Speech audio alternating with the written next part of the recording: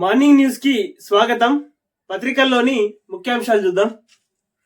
ఆంధ్రజ్యోతి పత్రిక, రెండవ విడత రుణమాఫీ నేడు.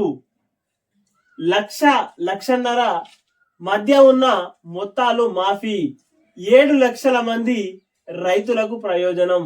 వీరి ఖాతాలకు రూపాయలు 6,500 కోట్ల నగదు బదిలీ. అసెంబ్లీలో చెక్కుల పంపిణీ చేయ సీఎం.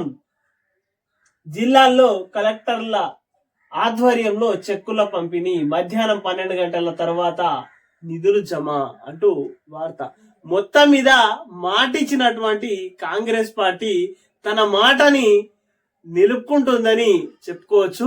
మొదటి విడతల్లో 1,00,000 రూపాయలు, రెండవ విడతల్లో 1,50,000 నేడు మధ్యాహ్నం 12 గంటల తర్వాత సీఎం రేవంత్ రెడ్డి గారు రిలీజ్ చేస్తారు. ఆ తర్వాత తమ జిల్లాలో ఉన్నటువంటి కలెక్టర్లు చెక్కులను అందజేస్తారు అంటూ వార్త చేసింది. మొత్తం మీద 12వ పేజీలో వార్త ఇది. యాదాద్రి ప్లాంట్ లో 15,000 కోట్లు దోపిడీ.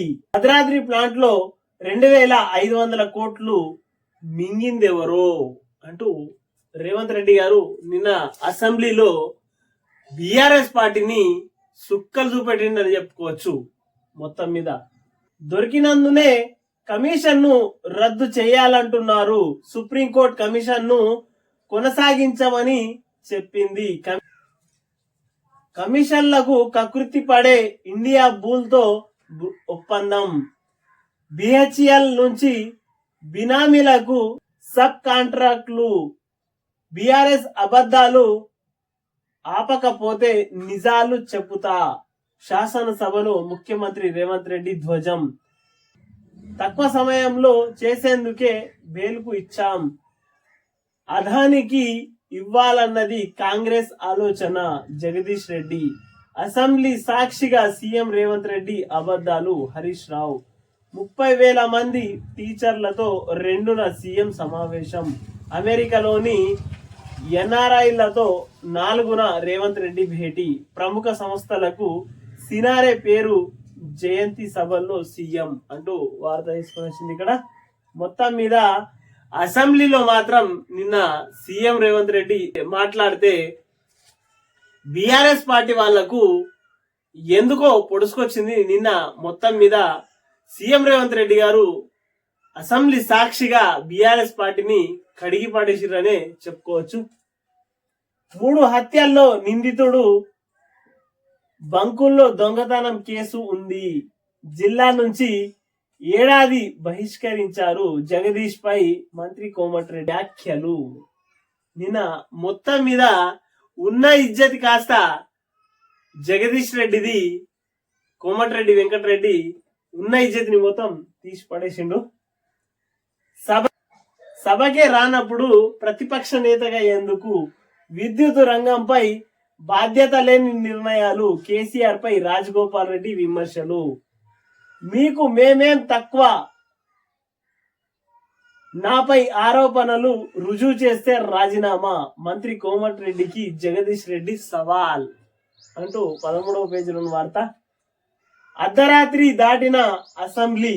15 గంటలకు పైగా బడ్జెట్ పై చర్చ అంటూ 12వ పేజీలో వార్త. నిన్న రేవంత్ రెడ్డి అన్నట్టే అర్ధరాత్రి వరకైనా సరే సభని కొనసాగిస్తాం, ఉన్నాయన్ని ఫైళ్లు తెప్పించుకొని మాట్లాడతా అని నిన్న చెప్పడం జరిగింది. మొత్తం మీద 12వ పేజీలోని వార్త ఇదంతా. 13వ పేజీలోని వార్త. వాణిజ్య పన్నుల స్కామ్. సిఐడి చేతికి సిసిఎస్ నుంచి బదలాయించిన ప్రభుత్వం. మరింత లోతుగా దర్యాప్తుకు ఆదేశం. రూపాయలు 5,000 కోట్లలో స్కామ్ జరిగిందని నిర్ధారణ. ఇప్పటికే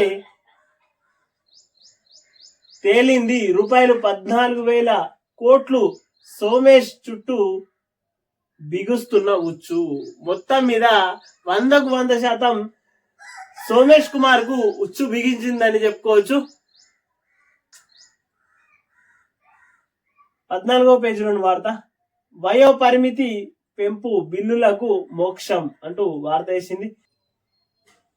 వైద్య విద్యల్లో విభాగాధిపతి పోస్టులపై వీడిన చిక్కుముడి. 61 ఏళ్ల నుంచి 65కు పెంపు, గవర్నర్ ఆమోదం అంటూ 3వ పేజీలోని వార్త ఇది.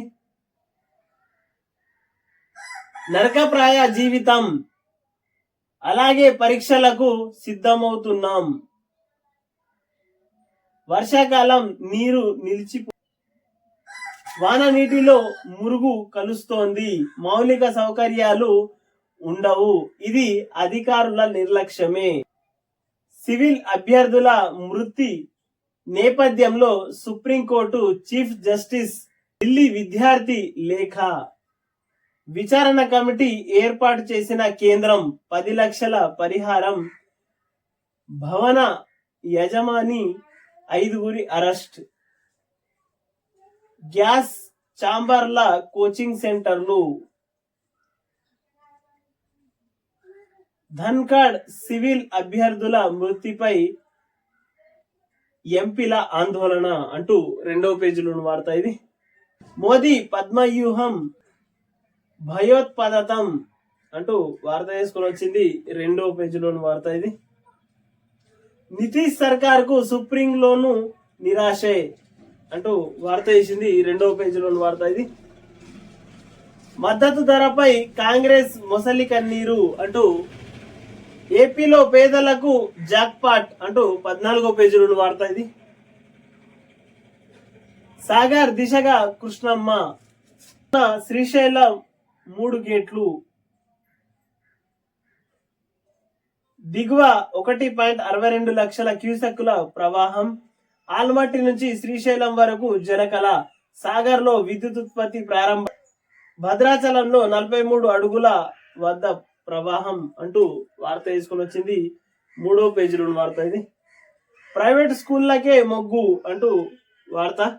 2021-22లో ప్రైవేటు కన్నా ప్రభుత్వ స్కూళ్లలో 2 లక్షలకు పైగా విద్యార్థులు. 2023-24లో సర్కారు కన్నా ప్రైవేట్ బడుల్లో 7 లక్షల మంది అదనం. కేటాయింపు కంటే ఎక్కువగా వ్యయాలు, పాఠశాల విద్య పద్దుల్లో స్పష్టం. వార్త వేసింది 14వ పేజీలోని వార్త ఇది. 14 నుంచి నీట్ యూజీ కౌన్సిలింగ్ షెడ్యూల్ ప్రకటించిన ఎంసీసీ అంటూ 2వ పేజీలోని వార్త ఇది. K9 టీవీని సబ్స్క్రైబ్ చేయండి, షేర్ చేయండి, కామెంట్లు పెట్టండి.